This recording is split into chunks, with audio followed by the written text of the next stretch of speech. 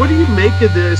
That Urban Meyer's not the head coach at Ohio State anymore, and they're still giving power programs like Texas tremendous fits in terms of recruiting. Well, and this started a year ago. I remember standing outside of the WAC for Friday Night Lights, which got canceled to the media, and we're all, a few of us are standing out, media members out in the parking lot waiting to talk to players as they came out. And you see Jack Miller, the quarterback who has been committed since July of last year, number 2 pocket passer in the nation from Arizona. You see him giving Ryan Day a big hug in the lobby of the WAC, and it was pretty clearly a commitment hug. But it was him and Ryan Day. It wasn't Jack Miller and Urban Meyer. So this has been a process that began.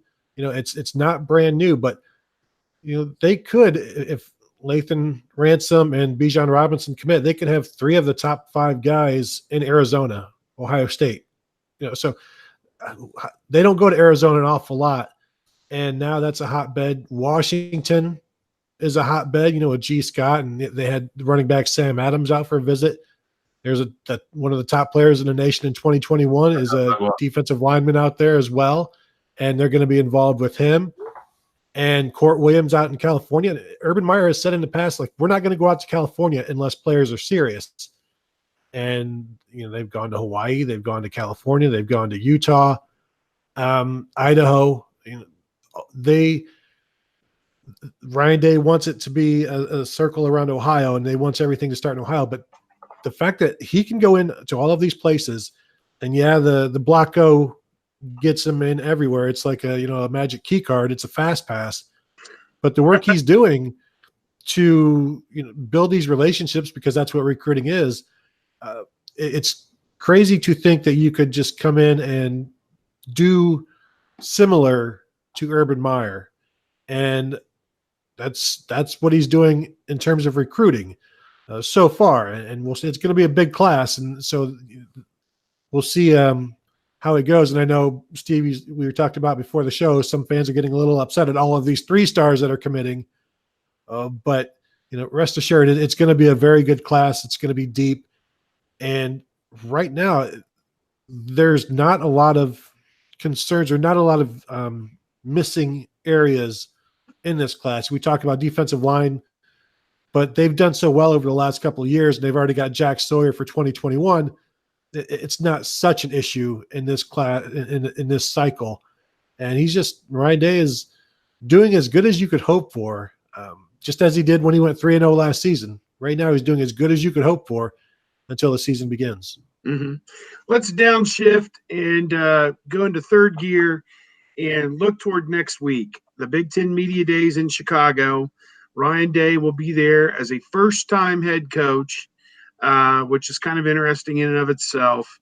And I found myself today, thinking about, okay, they're going to open with Florida Atlantic, and that's not really that exciting of a game. And yet, you remember where you were when Jim Tressel had his first game against Akron, and Urban Meyer, went out there for the first time as a head coach. You remember those moments. And now obviously Day was the acting head coach last year, but now it's his program. And I think it's his term and his time to put his stamp on this program. The question I want from, I'm going to send out to both of you guys is, okay, we get there next Thursday in Chicago for the Big Ten Media Days. They do a 15-minute session at the podium, and it'll be televised quasi-live by Big Ten Network. They sneak in some commercial breaks in between the guys. And so within 10 or 15 minutes, you're watching what your coach had to say. If it's not live, it's almost live. And then later in the day, they have an hour-long session at another podium in another room where media, it's a less informal situation, and media can pepper the coach with questions. And we won't delve too much back into how that went terribly awry a year ago for one Urban Meyer when he and his good friend Brett McMurphy exchanged pleasantries there in the meeting room in Chicago. Let's forget about that. Let's fast forward to next Thursday And Kevin, I'm going to go to you right now. What is the number one question you have for Ryan Day going into that session about where things are at with this team going into 2019? Well, you took my thunder because I was going to say, where's Brett McMurphy? That was going to be my first question. He won't be there because there's no controversy to sell this year. There's no. The problem is that I think what everybody wants to know about is going to be the quarterbacks, and I feel like we've asked Ryan Day about the quarterbacks, frontwards, backwards, sideways, any which way that you can. But I think that's the story that everybody wants to know, and it's very interesting to watch how Ohio State went from having quarterbacks to having no quarterbacks to now, granted, Gunnar Hoke is a transfer in, and, they brought in a true freshman who is a preferred walk-on, and, you obviously have Justin Fields, you have Chris Chugunov. I know that they're not out there working with the quarterbacks at this point. We're in the summer. They're expected to do stuff on their own, but either between that or just the progress of where the defense is. We just saw a defense that really was a bit of an anomaly in terms of where Ohio State's been through the years. There's only one coach left standing from last season on that side of the ball with Larry Johnson. He has a nice mixture bringing in Greg Madison from Michigan, but also going to the NFL ranks with Jeff Hafley.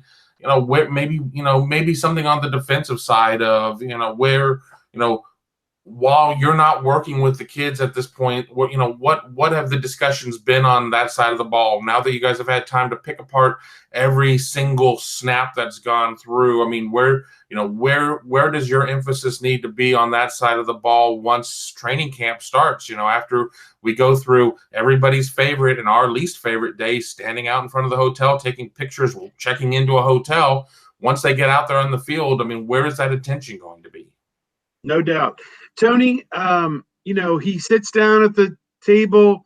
You have 60 minutes to ask questions, and usually we get into so much depth, and there's also national people there who will ask questions about paying the players and, all these other, pie in the sky.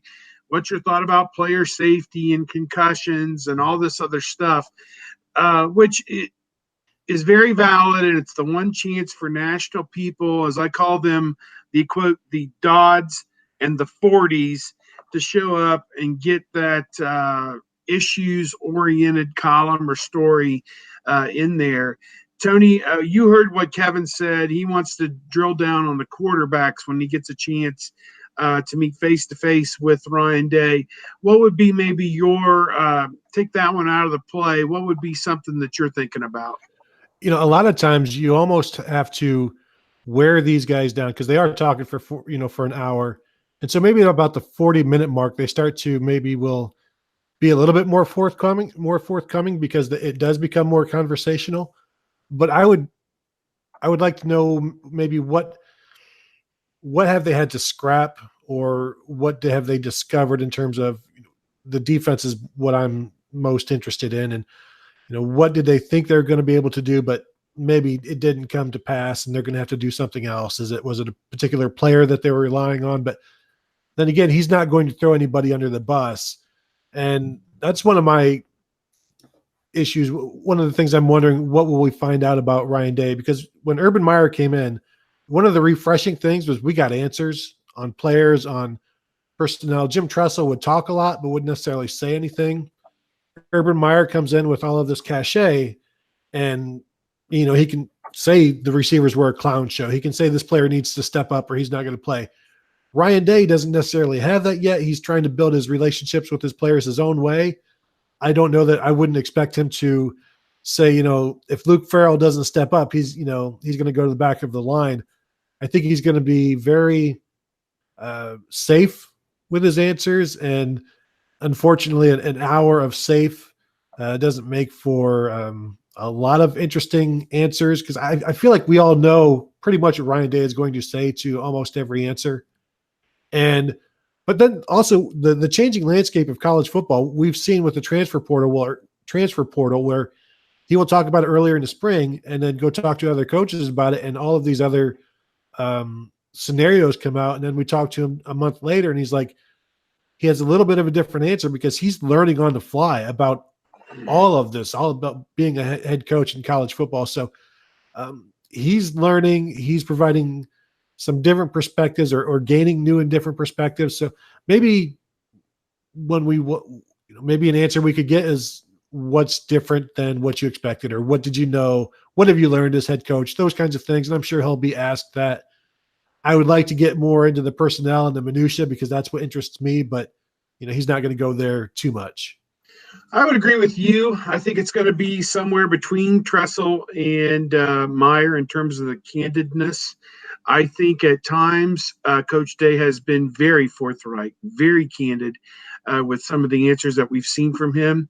And I am interested to see how he handles a full hour of this next Thursday. I'll share mine, taking the quarterbacks off. I would drill down a little bit on the defense because that was the undoing of this team, of this great 13-1 team last year. Their undoing was defense. We talk about them like they were 7-6.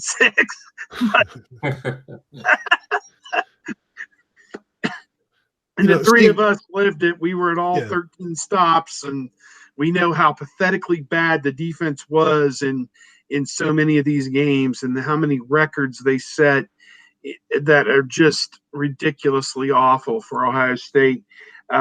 It's got to be – I don't think anybody's expecting like 96 defense where they held people to like 11 points or something for the year, but I think people are saying, hey, this has got to be much better. That's one for me is what makes you think this is going to be so much better. And I think the other one for me, and I'm interested to get your guys' thoughts on this, is the offensive line. Thayer Munford, I talked to his high school coach when he was there for one of the camps, Nate Moore, and he seemed to say that Thayer was close to 100%. So I don't think we have to worry too much about him at left tackle being 100% by August 31st. It sounds like his recovery plan has worked out perfectly. His back issue seems to be, receding, whatever, although he didn't do a lot of working out, you would think, during the off season, whatever he could handle. Offensive line, this guy from Rutgers, Jackson, has he assimilated? Is he as good as you thought he was going to be? Is he a hard worker? Is he a leader? Is he ready to start? I mean, he started at Rutgers, Flounder could have started at Rutgers on the offensive line. So, is he going to fill a spot? Where's he at?